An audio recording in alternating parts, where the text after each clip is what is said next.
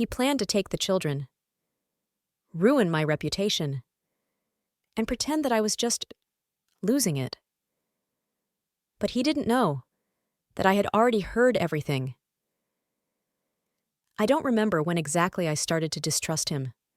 There was no explosion, no loud scenes, no shouting, no betrayal with the smell of perfume on his shirt. No. It was different, like a crack in a mirror. Tiny, barely noticeable, but growing wider every day. You can still see your reflection, but you no longer believe it's real. Michael always knew how to say the right words. A lawyer, attractive, charismatic, a man whom even those who envied him listened to. And me? I was his smart but overly emotional wife. That's what he said, with a smile, with tenderness, and I believed it was love.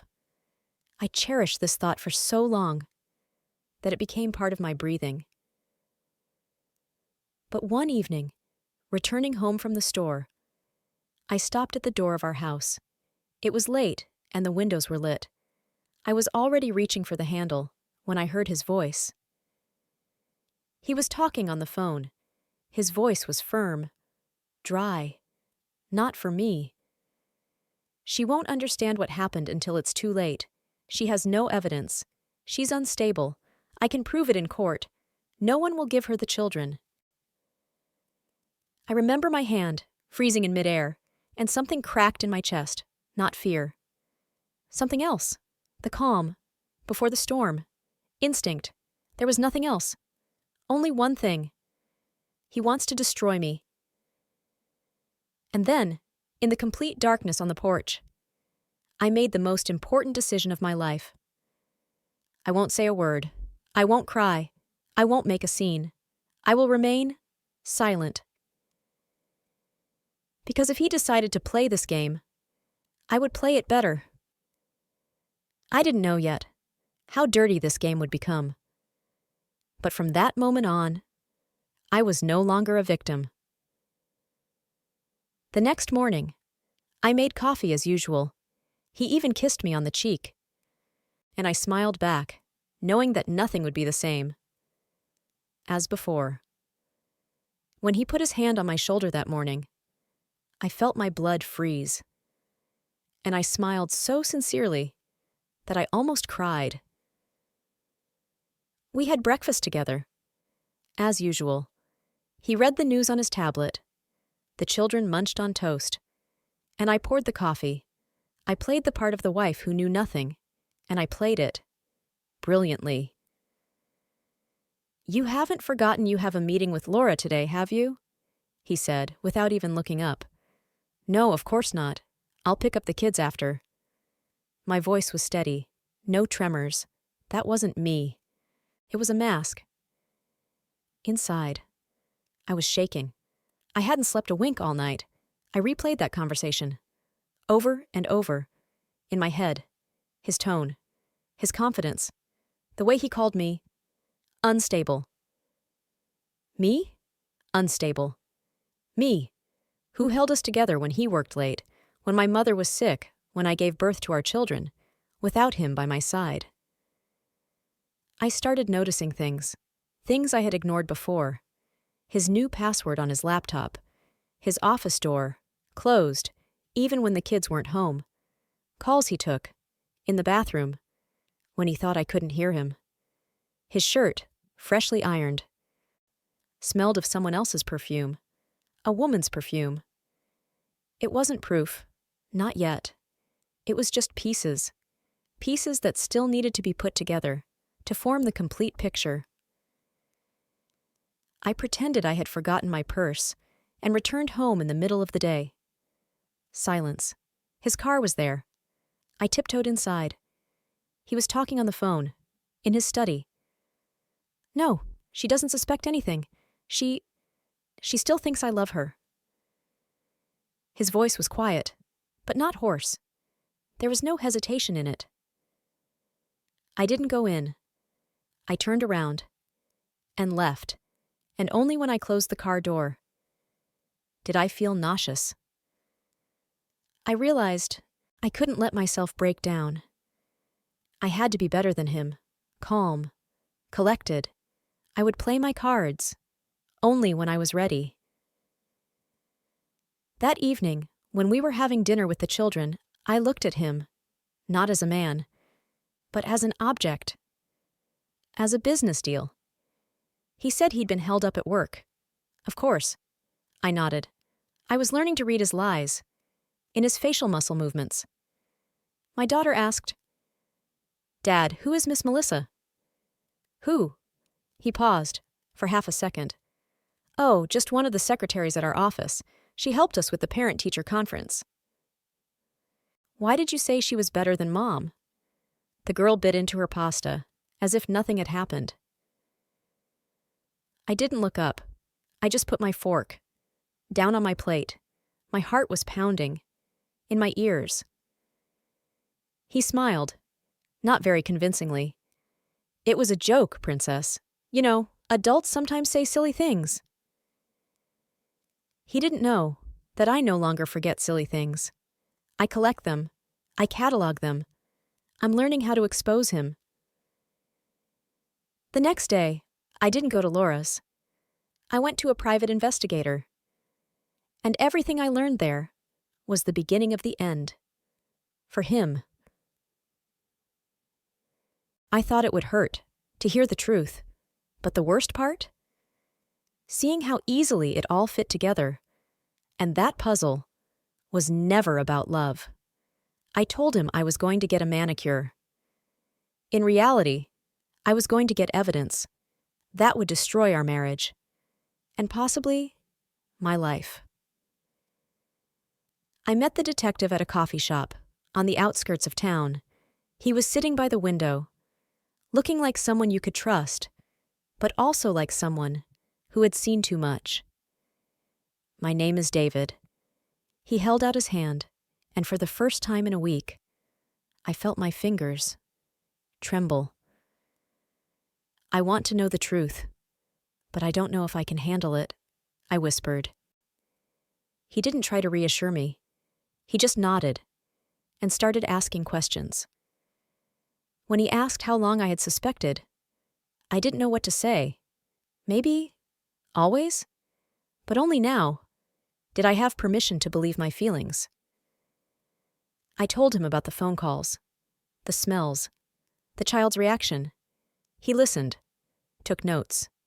Then he said, "Give me a week. I'll check everything. If there's anything, I'll find it."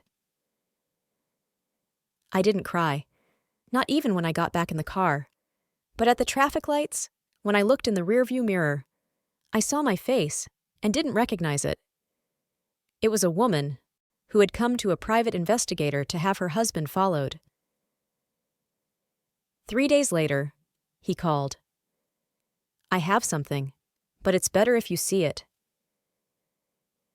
I didn't breathe on the way to his office. He put several photos on the table. The first one was Michael, holding a young woman's hand. They were in a restaurant, not in an office. They were kissing.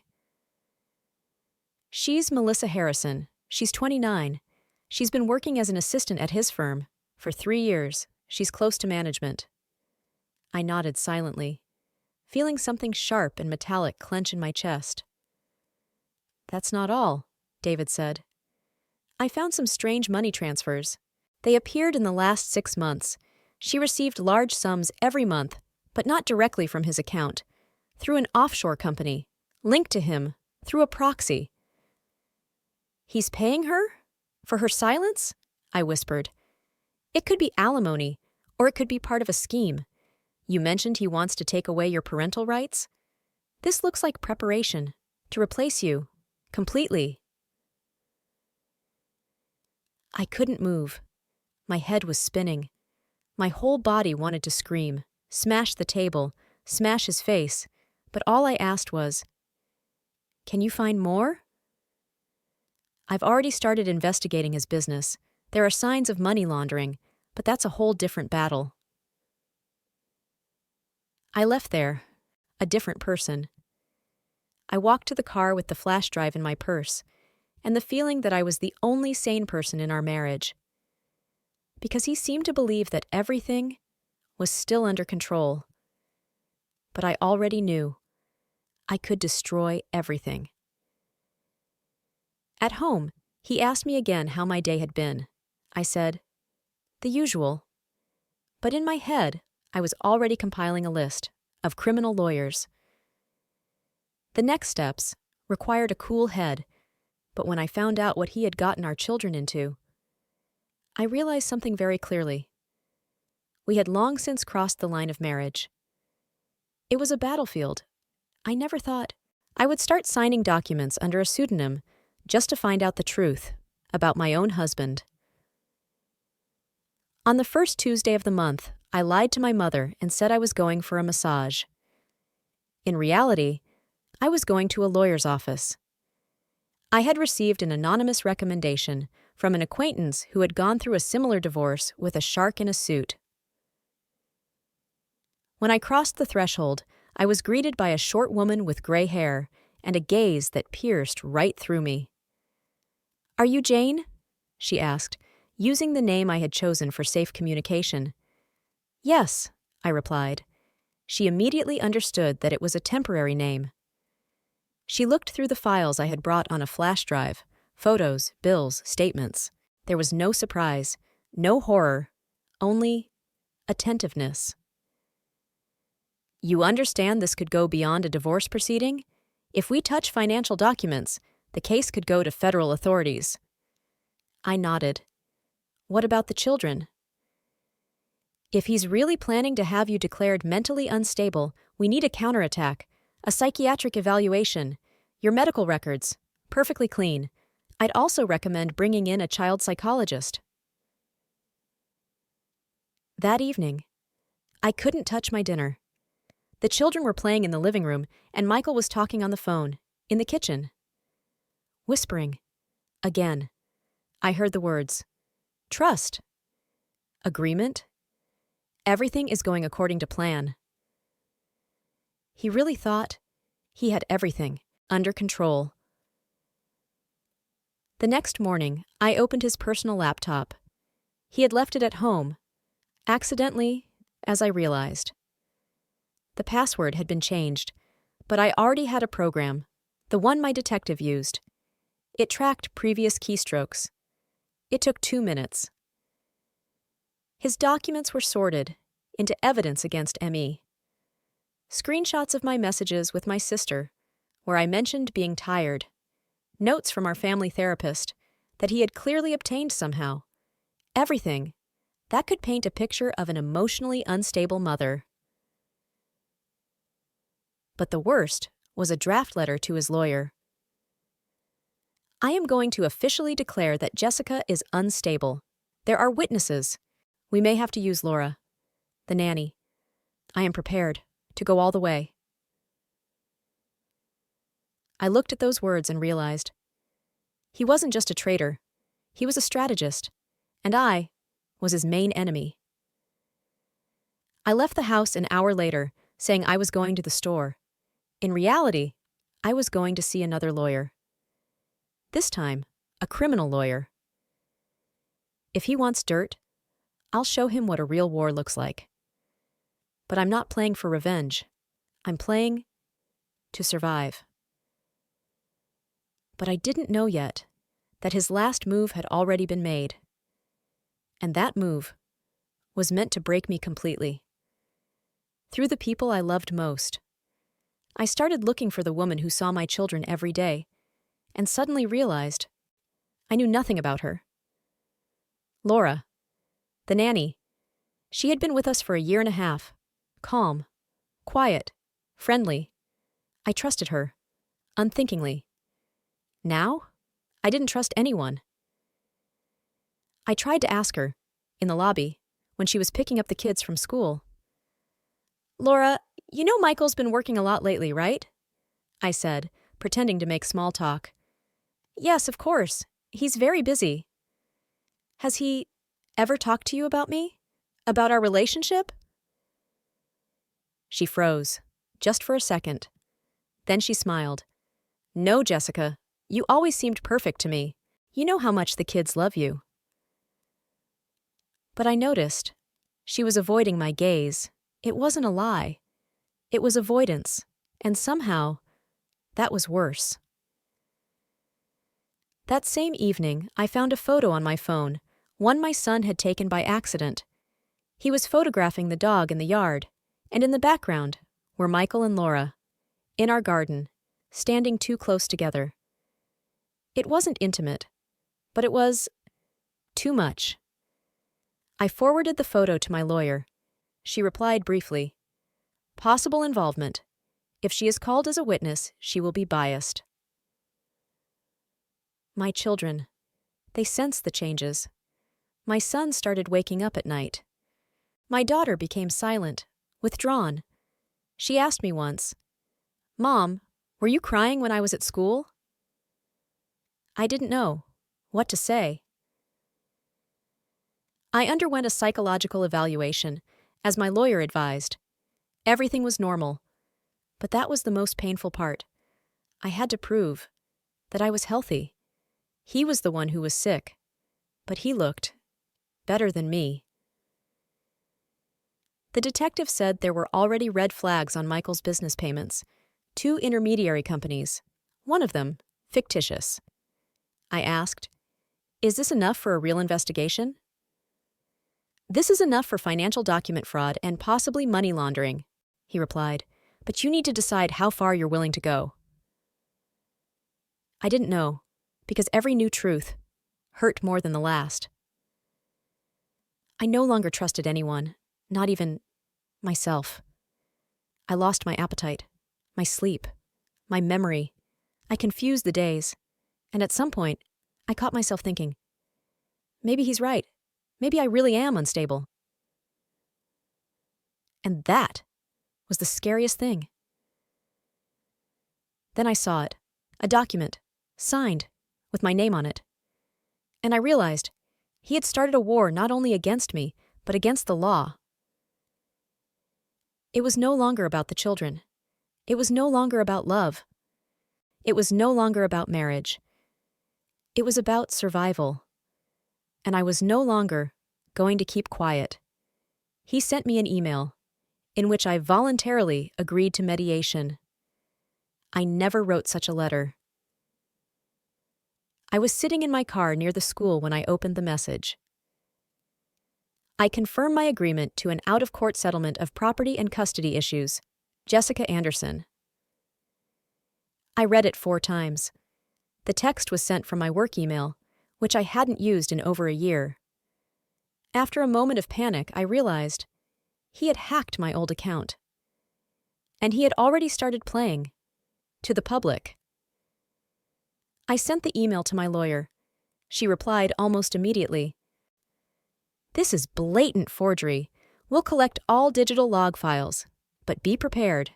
This is just the beginning." That same day, I received a message from an acquaintance I hadn't seen in years. "Are you okay? I heard that you and Michael are getting divorced, and they say you're not yourself. Is there anything I can do to help?" The blood rushed to my head. It was already leaking out. He was spreading rumors. He was starting to paint a picture of my downfall. At home, I found another trifle. In a pile of mail was a copy of a financial statement submitted in my name to one of the banks. It contained my signature consents to transfer part of our joint funds to a fund I had never even heard of.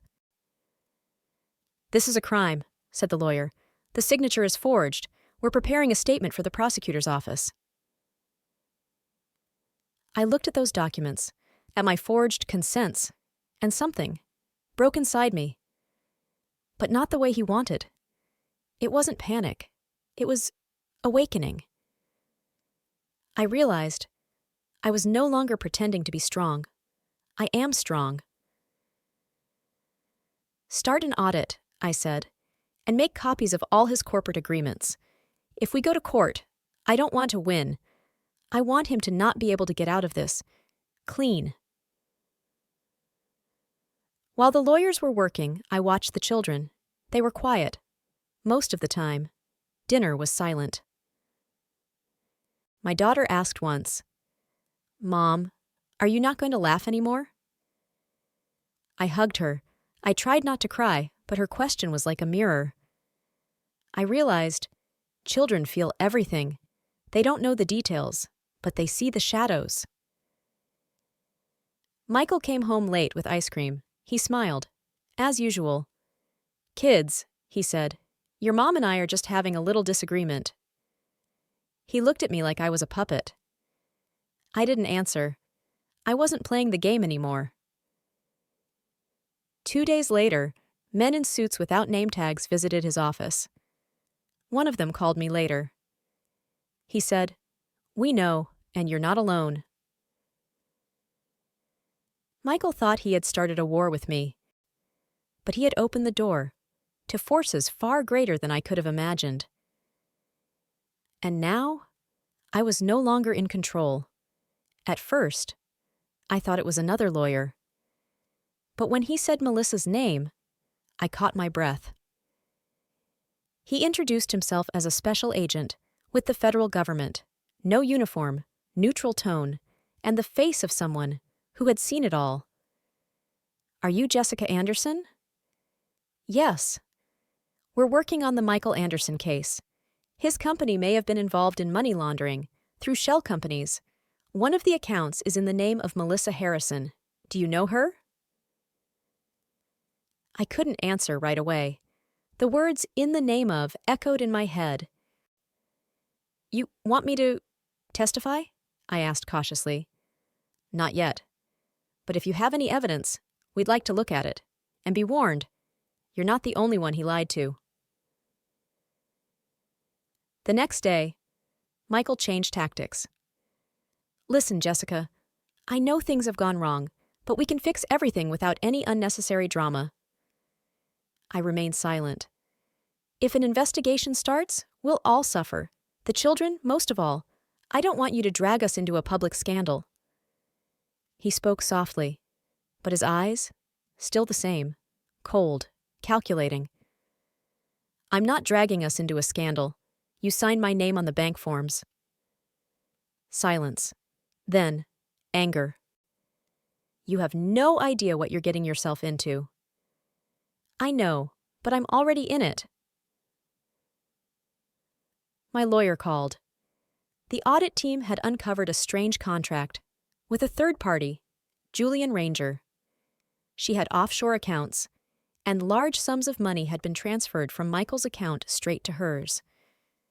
Then she added, "We found out that she's related to Laura, the nanny." The puzzle was coming together. Laura had suddenly disappeared. She just didn't show up for her shift. Her phone was off. A day later, Michael explained, she had personal problems. She asked not to be disturbed. But I already knew she didn't disappear because of problems. She disappeared because she knew we were closing in. David, my private investigator, sent me a short message. She flew to London 2 days after we checked Michael's office. I looked through the list of everyone we had let into the house, everyone who had helped, and I realized I was surrounded. But this time, I wasn't alone. I was called to an official meeting with federal investigators. This time, I took the hard drive with me. They listened to the audio recording and said nothing. Then one of them said, "This is no longer a civil matter. This is a criminal matter, and a high-level one at that." Michael thought I would just break down. But with every new piece of truth, I became dangerous. And now, he was afraid of me. There was a knock at the door. I was expecting a lawyer, but I saw a woman I had never met before. She said only one thing. I was his wife, too. Her name was Claire. She was in her 40s. Her eyes were tired. Her voice, deep and calm. And there was a quietness about her movements that only those who have lost a lot possess. I was with him before he became that Michael. We lived in San Diego. He destroyed me, legally, and then he disappeared. I was shaking. She told a story that was painfully familiar. Initial concern, then control, isolation, joint accounts being transferred, manipulation, false testimony. I couldn't prove anything, she said. It was all through straw men, and I kept quiet because I was afraid. But when I saw your name in the news, I knew he was doing it again, and again, with impunity. Claire gave me copies of her documents, old bank statements, letters, even photos. They weren't legally valuable, but they confirmed his handwriting. My lawyer was impressed. If we can prove that this is systematic, it's no longer a one-off, it's a pattern. The investigators tracked down Melissa, but she didn't run. She turned herself in. She called them herself. I want to make a deal. I'm ready to cooperate. I'm scared. Her confession shocked even the investigators. Michael had involved her in setting up fictitious foundations and shifted responsibility onto front men, including Laura. She didn't know everything, Melissa said, but she knew some things. She agreed to do it, for the money, and that's why she ran away. She agreed to give a written statement. That changed everything. That same evening, Michael showed up, unannounced. I didn't open the door. He knocked for a few minutes, then started talking through the wood. You ruined my life, Jessica. Why? What for? We could have worked something out. We could have settled everything. Peacefully. I didn't answer. I kept my hand on the phone, ready to call the police. He spoke again, calmly, almost kindly. Think about the children. If this goes to court, they'll be dragged into all this. You want to be morally pure, right? Don't use them as a weapon. That was the last signal. He was afraid. Because I wasn't just holding evidence in my hands. I was his mirror. Preparations for the trial were in full swing. We worked on every detail: audits, transaction analysis, psychological reports. But most of all, we worked on isolating the children. They shouldn't have to witness this mess. I saw Michael only once, in the hallway of the building where the investigators were conducting interrogations. He was walking with his lawyer. Our eyes met for a second. And for the first time, I didn't see anger. Not coldness. Fear. An hour later, the investigators called me. Michael had just been arrested. And that was only the beginning. But even then, I didn't feel victorious. Because in this war, there were no triumphs. There were only those who survived. I thought I would see headlines, applause, but there was only silence. And my phone, which wouldn't stop ringing. Michael was arrested at 6:40 in the morning. 3 black SUVs in his yard, our former yard. He came out in an expensive bathrobe. No resistance, no expression, like an actor who lost in his own script. I didn't find out from the police. I found out from a message from a journalist. Comment on the arrest of Michael Anderson. Your name is in the filing. So there it was. Public. I knew it would hurt, but I didn't know it would be dirty. At school, the children became the subject of gossip. One mother wrote to me, "Maybe you should keep your children at home for a while. Just a suggestion." I covered my face with my hands and sat silently in the car for half an hour. I fought so long for the truth, and here it is. And it hurts. Because people want a show, not justice. I talked to the children, calmly, simply, without names, without judgment, just the facts. Daddy did some things he shouldn't have done, and now the adults who make the rules are figuring things out fairly. It's not your fault, and it's not mine. My daughter was silent. Then she asked, Do you still love him? I didn't know how to answer, and I told her the truth. I used to love him very much, but sometimes people change, and sometimes we change. The trial was scheduled for a month later, but before that, there was a hearing on preventive measures. I was there. I sat a few meters away from him. He didn't look at me. His lawyer demanded house arrest. The prosecutor spoke about destruction of evidence and pressure on witnesses. The judge left him in custody. My lawyer prepared me for questioning. I had to testify, in court, in front of him. I didn't sleep the night before the hearing. I sat in my children's room, watched them sleep, and I wrote what I was going to say, in my own words, without legal jargon, without revenge. Just the truth. He had power, and he had opportunities, and I had children, and fear. But fear does not justify betrayal, and it does not make the law any less real. I don't want my children to grow up in a world where the winner is the one who is louder.